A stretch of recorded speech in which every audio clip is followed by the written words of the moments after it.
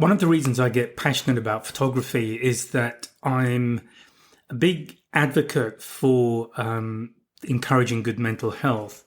And I know a lot of people do struggle with mental health. Unfortunately, it's one of those things that has still got a certain stigma to it. So if you've got a broken leg or arthritis or whatever it is, something obvious like that, that's one thing. But if you just struggle sometimes to get out of bed in the morning, and that might be every day, it's not the sort of thing that often people feel comfortable talking about, or that maybe people want to hear about. So it's really difficult to know.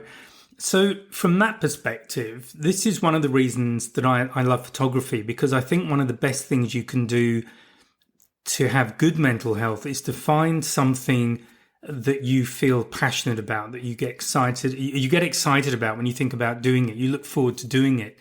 And photography is one of those things that can plug that gap for many people. It's a creative outlet. It's one of those passions, if you like, that you can always be learning. I think as a photographer, certainly my experience, and I've been doing photography for 50 years now, and I'm always learning. And I find that it's not only that new things come along. So I started with film, and then I experimented with different types of film. I tried different cameras, so got on to 35mm, tried small format cameras, tried medium format, all of that stuff. But also then you move on to digital, and what can digital offer you that film didn't? What can film offer that digital doesn't? So it's learning those aspects. And then, of course, there's the whole variety that's in front of you with how do you create a photograph? How do you create a picture? And that's partly what I want to talk about in this podcast. And I've made it about wildlife because this series of podcasts is really about travel, wildlife, adventures, that sort of stuff. So this, I think, goes to the heart of what this podcast is about. So if you go away, if you go somewhere exotic, if you're lucky enough to go, it can be pretty obvious. If there are animals, there are elephants, tigers, whales, whatever it might be, it's obvious that you want to get a photo of them, and often you have to move pretty fast to get it. And I've spoken in other podcasts about the kind of mistakes people make, about the best kind of gear that you can take with you, even what to do when you're practicing for that big trip, because the worst thing is to book one of these amazing trips, be looking forward to it for months, and then you get there and your camera doesn't work, or you get your thumb in front of everything, or it's just an absolute disaster from the photography standpoint. And part of that is that I think with photography, it's a fantastic way of sharing the experience with other people who can't be there with you, and also reliving it for yourself and anybody else that you're with when you do that. Because looking back at photographs, particularly if you shoot a lot and then you look at them a few months later, because you're going to be looking at those photographs with a new pair of eyes. When you look at photographs when you've just shot them, you're sort of looking through the filter of the picture you were trying to get, rather than the picture you've actually ended up with. And those two might be different, and you might be disappointed with that result. And this is certainly my experience, that I've gone back and looked at photographs that I glanced at when I took them, really didn't like them, but when I've looked at them months later without that filter on, I really like them because I see them for what they are. And I might experiment with them in post-processing. So there again is another layer these days with digital photography, that we can do things in post-processing. And so we can change the composition, we can change the feeling, the emotional connection with that photograph, we can change the mood of it. So there are various ways of doing that in post-processing. So to me, photography is one of those pastimes, one of those passions where you're always growing. It always challenges you. If you look at other people's work, first of all, you can look at it and think, well, how did they do that? And as you get better, as you get more experience, you begin to work out what they were doing just by looking at the photograph. You can look at the lighting, you can look at where the light's coming from, you can look at what's in focus, what isn't, all those kind of things, and you begin to put together in your mind how they achieved that result. And then you can go off and, first of all, maybe duplicate that result so that you're now shooting the same style of photograph. And then you can put your own spin on it. You can put your signature on it. You can make it your own by just tweaking something, and then you get a different look that's all yours. So I wanted to talk about subjects, and given that I'm a wildlife photographer, I like to photograph large mammals. That's primarily what I do. However, I'll photograph pretty much anything. So particularly when I'm trying something out, I like to try different perspectives, getting in close. So there are different things to think about. And this is why having a subject that kind of does its own thing is a bit more of a challenge than, say, photographing your dog if you have one, although in many cases the dog might be doing its own thing as well. Or photographing a person, because with a person you can pose them. I mean, that also has its own challenges, and there's a whole skill set in doing good photographs, not only in positioning the person, but establishing rapport, because the level of trust they have in you does come through in the photographs. So there's a whole other skill set there. And in fact, portrait photography is one of the aspects of photography that I take out as a separate subject in the courses that I offer, and it's based very much on the webinars I was doing the last 1 to 2 years ago, when I was focusing more on the how-to part of photography. So let's get back to wildlife. Now, obviously, I don't know where you live. I don't know your situation. It may be you live in a lodge on the Serengeti. There's a waterhole just in front of you, and you put the lights on every night and you just watch what comes down to the waterhole. But the chances are that isn't where you live. So what can you do if you've got a modest garden in a townhouse, in a modest garden, which might well be the case, or you might live in an apartment or a flat or a unit, depending on where you are. So your options there are likely to be a bit more limited. Certainly when I was living in Sydney, I didn't get to see much wildlife unless you counted huntsmans, which I was never that thrilled about seeing anyway. And to be honest, I don't think I ever took a picture of one either. So you might have something immediately to hand, or it may be if you can get out for 5-10 minutes and go somewhere, you might well have a little bit of land, a park, a bit of maybe a national park if you're really lucky, but just some land where you can watch animals do their own thing. Now, I'm lucky. I live in, I've got a house with a fair-sized garden in southwest France. I'm on the edge of a small village, so it's sort of semi-rural here, and I sometimes see deer either at the end of my garden or in the field next to it. I saw a hare this morning, which I hadn't seen before, but when I was cutting the grass, that first cut of the year, when it's quite long, I could see the runs that had been made by a little animal, and I didn't know what it was until I saw the hare this morning. And obviously there are lots of birds as well, and things like squirrels and all these sort of animals. So the first thing to do is think about what you do have access to, and this is animals. And of course, the other thing most of us have access to, not always willingly, but they're there, are of course insects. And insects can also be pretty amazing if you take the time to begin to study them and take photographs of them. Now, obviously the equipment that you have will dictate what you can do. And to shoot insects, you really want to have a good macro lens, try and get close up to them. But again, if you've got a decent telephoto, that might also work. You just step a bit further back, and that might work as an alternative for you. And then the thing to do is, once you've found these animals, and I must say birds are great. If you listen to me talk about practicing on animals, birds are a good one because they can be very tricky.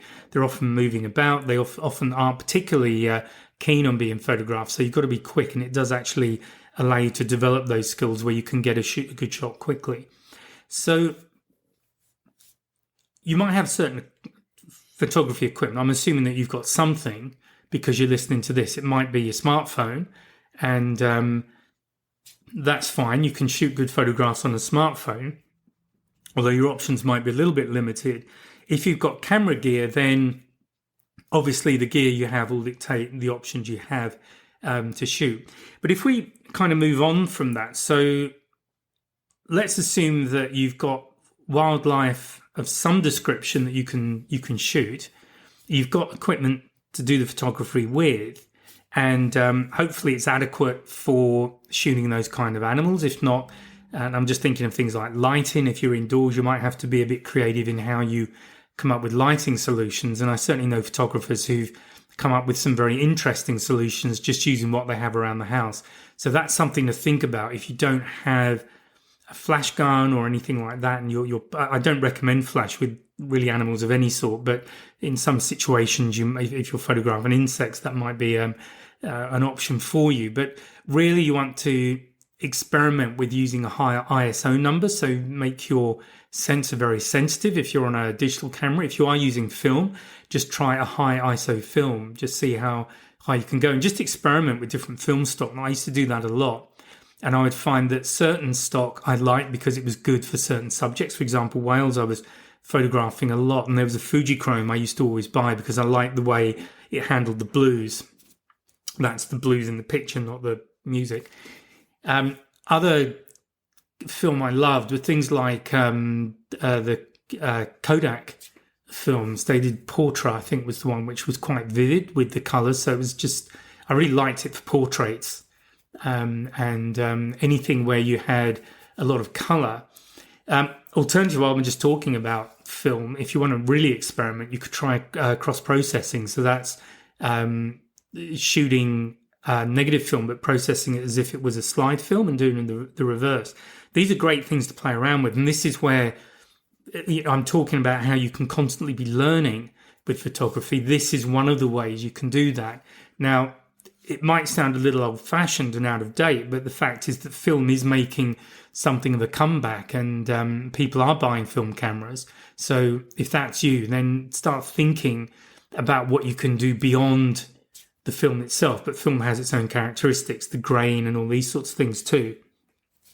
If you're using digital, fantastic, because you automatically and very easily have a whole raft of things you can experiment with the post-processing software.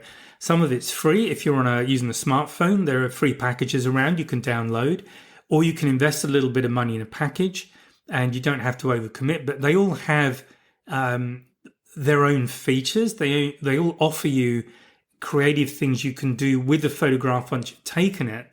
So the creativity part of it goes beyond simply taking the shot. So what I do want to talk about, though, is when you're photographing an animal, what are the sort of things to think about? Well, what makes a great wildlife photograph? Now, I'm not going to tell you because that's quite subjective, because what I think is a great wildlife photograph, you might think is awful. So you need to start getting personal about it and think about wildlife photographs that you've really liked, and then begin to deconstruct them in your mind. You know, what is it about a specific group of photographs that you really like? Is it the way the lighting has been handled?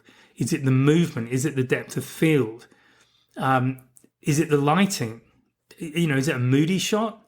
How has it been framed? Is there a lot of space? Can you see context in the shot? Because one option you've got when you're photographing wildlife is to come out and do a wide shot and show context. And then where do you put the subject? Do you stick it in the middle? Well, that's kind of boring. Do you use the rule of thirds? Do you use do you use another rule? So there are plenty of rules about you can be using. Do you stick it in one of the corners and create a lot of space around that animal? How are you using space in the photograph? Are you creating space for the animal to move into visually? Or are you putting the space behind the animal or above it or below it?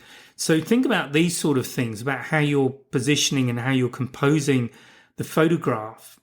And the step back from that, and this is another thing that I've, released a podcast about, at least one, is being a visual storyteller. So I like that approach to photography, because in that way you're thinking more about what the end result is going to be. What are you trying to communicate to the person who looks at your photograph? They might know you, they might not, but what is it you want to say to them about what you're shooting? What is prompting you to photograph this animal? Is it to share just seeing the animal? Is it to share something about the animal's lifestyle or what it does? Is it about its location? It might be in an unusual location. If you're in a town, you might get things like foxes. And I think in England, foxes are coming into towns more often now, if I recall that correctly. So something like that, it can be and again, in my head, I've got a fox just going through rubbish or rubbish bins. It's about, and this is at night. So the story to me would be what happens in your location that you know really well during the day, who takes over at night, because there's another population at night and you're not a part of it because you're asleep, and so is pretty much everyone else you know. So that can be a great subject for a story, just to do some urban shots at night. Just go out at night. Sometimes you don't need the animals. It's just the way the shapes that the lights form, that they form a leading line that you can kind of follow down a street. What is the story? There are many other things you can do. Now, I'm looking at wildlife, but obviously with urban photography, or if you're out in the country, you can do that kind of thing. You can just start to let your imagination roam free a little bit, and think about the kind of photographs you can take. Great ones are if you have access. So friends of mine have a little remote camera in a bird box. So I think there are blue tits in there. So they can see what's going on with these birds as they hatch and they grow older. So maybe that would be a great subject to just do a photograph every day, every couple of days, or whatever it might be for whatever you're photographing, because I'm sure you can take stills off that and then put those together in an album or a photo book even. So hopefully you're starting to get ideas as I'm talking through these about the kinds of things that are accessible to you where you live and what you might be able to do. I mean, another one might be to set up a camera and take a photograph at the same time of day every day, or once a week. It could be every Monday at 9 p.m. And if you do that over a year, you've got 52 photographs there, but you can show the change in the seasons. What else is going on? Are there different animals at different times of year that you're seeing, that you can see from wherever you're taking these photographs? What's going on? So again, it's about telling a story, and one photograph can tell a story, or you might do it over a whole series of photographs. So that, I think, is an important question. What is it you want to share? And assume that other people are going to see the photograph. So before you take it, what is it you want to communicate about your subject to the person who's seeing it? And this is where things like wildlife photography and conservation photography get very powerful, because the people taking those photographs, that's the kind of mindset they have. That's the way they're thinking when they take the shot. They're not just taking a shot of a bit of rubbish on a beach, but they can put it in context. They can show the whole beach. Hopefully there's only one piece, but there might be a whole stream of pieces that are being washed up. And this is every morning. You know, they might do a beach cleanup, photograph it the following day, and it's almost as bad, or within a week. But there are some places where it does get that bad, and it's quite scary. But without those people taking photographs and sharing them, even if it's just on social media, we lose that awareness. So it makes other people aware, and other people might want to try and do something about it. They might want to connect with you to help use your photographs to help them make a change, so that steps are taken to prevent that happening. So there's a lot of places these photographs can go, and that's why I think it's important, not only for your own creativity and perhaps to challenge you a little bit, but to just think about the photograph before you take it. Another thing might be to get a real connection with the animal. Now, one of the things I like to try and do, well, with any of the mammals I shoot, it's much harder with things like whales, because you don't get the opportunity very often.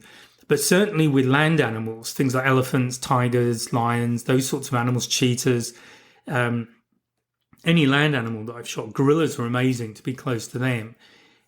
I'm trying to get in close and shoot basically a portrait. So the key thing for me is to have very good eye contact and to have the eye in sharp focus. What happens with the rest of the face and the head, to some extent, doesn't really matter. And I might experiment with it a little bit with my depth of field. So I might have a shot of the animal with the whole head in sharp focus, and I might do another one where just the area in front of the eye and sort of behind the eye, in terms of distance from the camera, that they're in focus, then the rest of it is out of focus, so that you're really drawn into the eye. So that again is an important aspect of composition.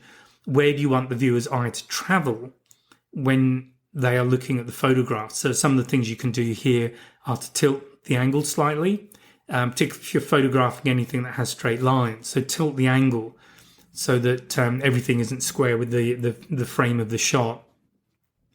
Another thing is to have leading lines in there. Is there something you can use, or a series of things that will naturally draw the viewer's eye through the photograph and round to your subject, and hopefully at the same time telling some sort of a story, creating some context. So you take the viewer on a little journey through the photograph.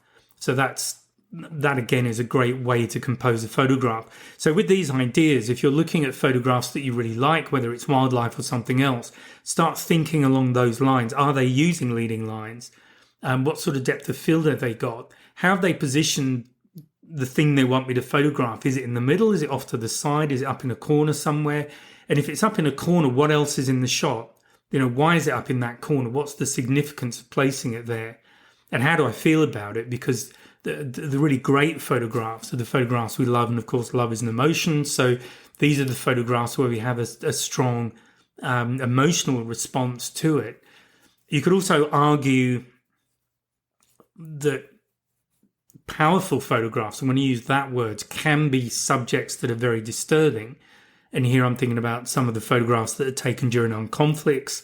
You may well have a very emotional reaction to it, but it's not necessarily an emotion you want to have that often. But this is, again, one aspect of making really powerful photographs. It is establishing an emotional connection with the viewer. So don't underplay that. Be very aware of it. And even think about that when you're looking at the sort of photographs you really love. Do you love them because something about that shot has created an emotional response in you? And you really love it. Every time you look at it, you get that emotional response, because that is a really good photograph if it manages to achieve that. Now, coming back to subjects and coming back to the wildlife in your backyard, which is what I've called this one, a great thing to do as well is just to do a bit of study. So once you know what's around, maybe just look them up. Google's wonderful these days. You can look up anything you like on the internet. So having realized that you have a particular animal, or you know that you have a particular animal in your garden, do a bit of research on it. What are its habits? Are they mainly nocturnal? Do they tend to stay in the same place all year round, or do they disappear? So there's a little robin redbreast that I've noticed in winter. If I'm throwing out food for the birds, he's always hanging around, but he disappears towards the end of winter, and I honestly don't know where he goes. So that's perhaps a bit of homework for me. But any other animal or insect that you're photographing, learn a bit more about them, and then maybe you can illustrate a behavior, or you can use something that you've learned in doing that research in the photograph that you've taken. So definitely, before I go away anywhere, I'll do research on the animal so that I understand more about it. Quite often, if I'm going somewhere where it's wild animals and it's an area I don't know, which is most of them, I'll make sure I've got a good guide. And so, in that respect, I've got my walking research. But it's nice to do a bit of research yourself, so you've got some idea of the behaviors of the animal, what you're likely to see perhaps in terms of behavior, because it's very easy to get your expectations set incorrectly. We look at, some of these wildlife films, particularly the BBC wildlife films, are absolutely amazing. But to get those shots, to get those few seconds of sequence that they get in the program might have taken months, because it's just so hard to photograph and it's so rarely done. So it's good to know what you're likely to get. If behaviors vary during the year, now I'm going to use an anecdote, so don't rely on this, but my observation from my own experience with humpbacks was that they were more likely to breach and certainly come up to the boat in the second half of the season. So if you don't know, the humpback whales go north from Antarctica past Sydney up into Queensland waters in the southern spring and summer. So when it gets colder down south, they head up north so they can mate and have calves. And then once that's all done, they head south again. So they get down south just as the southern summer is kicking in. So it's relatively warm down in Antarctica.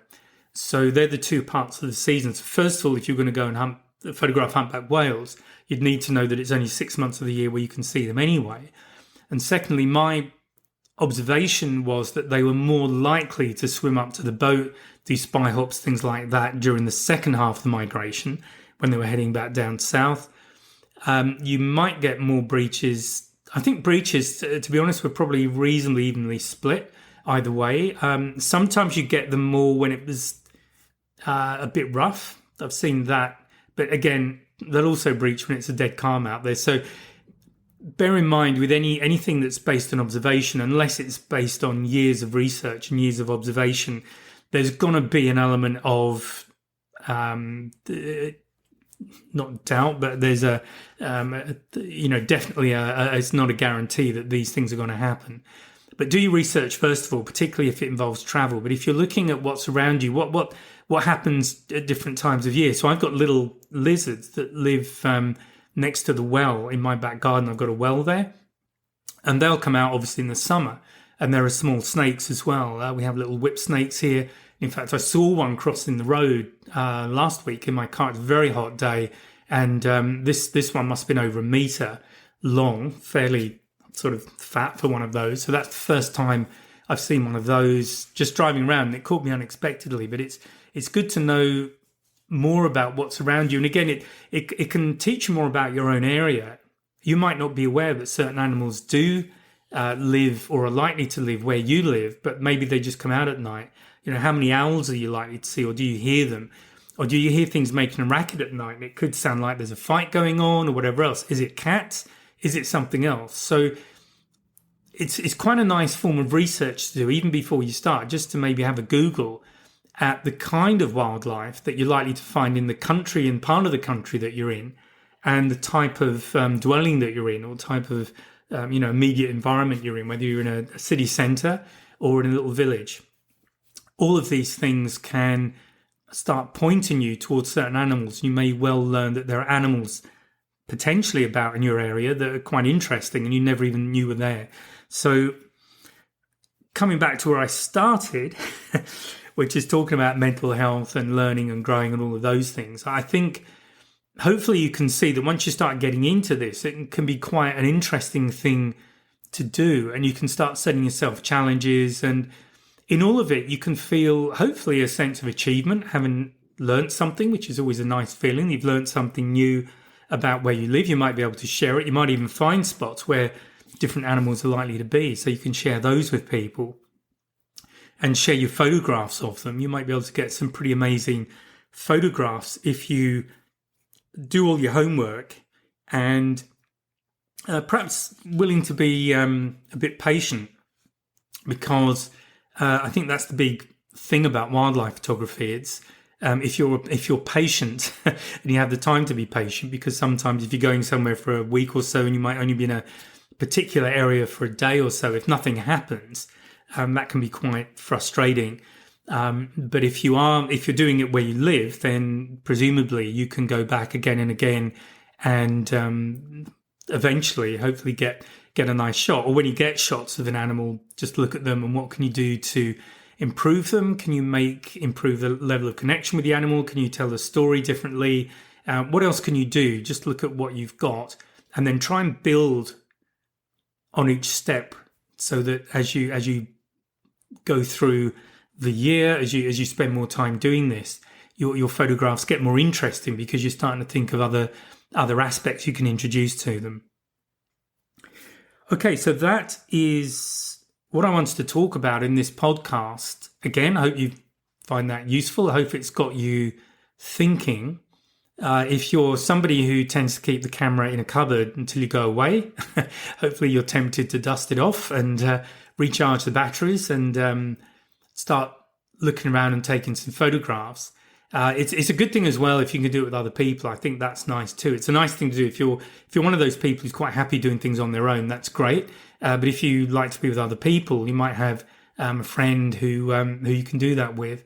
And I think as well, the more you sort of walk around and start photographing different things, the more it can prompt you to think a little bit more differently. And I'm thinking of, in fact, Colin Seaton, who did a photo talk for me under the Creative Photography Academy.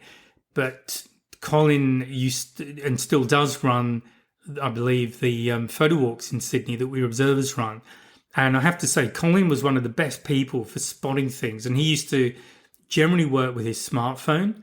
And on the walks, he was really good at just spotting potential subjects that you would walk by. I mean, benches, folding glass doors in a shop front, all sorts of things. And if you're shooting insects, I mean, you're down on the ground, but then you can do really interesting things with what's in the background. How about a beetle walking along a pavement with, you know, the lights of a city centre in the background that are out of focus? I mean, that would be pretty cool if your camera's pretty much on the ground at the level of the animal.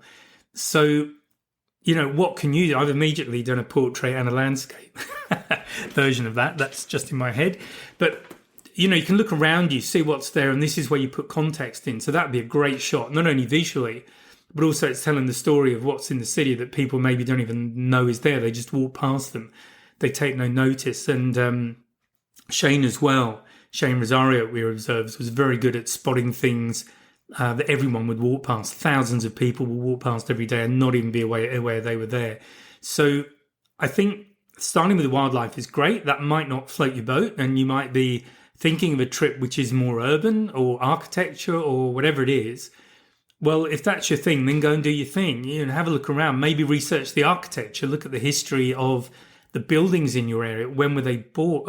When were they built? You might have some great Art Deco stuff if your location was around during the 30s and 40s, last century's 30s and 40s, I should say, because we're starting to get close. You know, what other stories are out there? What happens if you're in a tourist area? What's it like out of season? You know, these are great photographs. If you're maybe in Scotland or somewhere that really comes alive in the summer, but it's a small place that's completely different in the winter with snow and maybe different animals about, different people. Obviously, trees look different. So, yeah, have a think about projects you can do. Even if you're not going away somewhere, just think about whatever floats your boat. Just start going around and taking photographs of places and start looking. And you might see details in the architecture that you hadn't noticed before.